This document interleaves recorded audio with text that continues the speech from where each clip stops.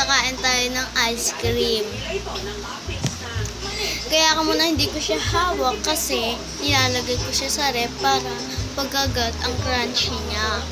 So, may pera ako kaso di ko gagastos kasi mag-iipon ako kasi malapit na birthday ko.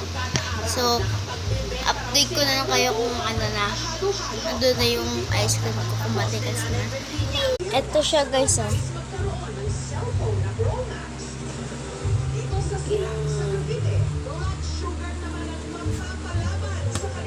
So, hintayin lang natin siya ng matagal. Hi guys, so, tignan ko na siya. Siyempre mag-alcohol tayo. Sobrang bango.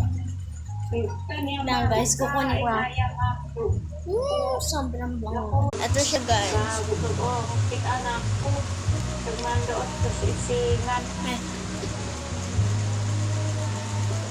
Normal naman daw nung ipinanganak ni Maricel ang kanyang mga anak. Tapi nga, dada ko ang may na.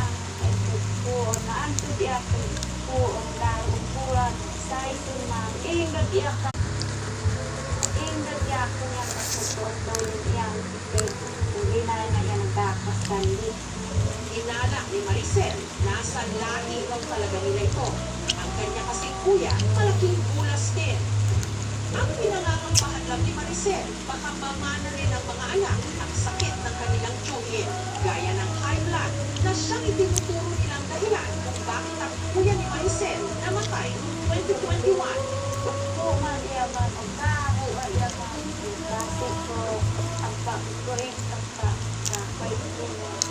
Si James at Saison pa naman din, mabilis hingalin.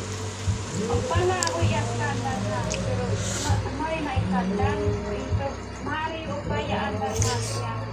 Maka po ang aking uwag. Kahit nakaumpula, Kung ba naman yaman, mapunaw na aman. Manong pugat si anak ko ng daraw. So, buwa man yan kasahay ng tuwag na.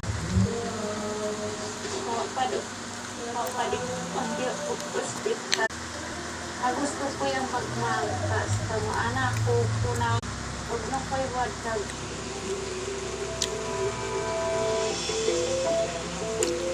para malaman kung bakit nila hindi mapigil ang paglobo ni na James, Saison at Bibol. Binisita at sinuli And sila ng bye-bye! Sabay lang. ayon sa doktor.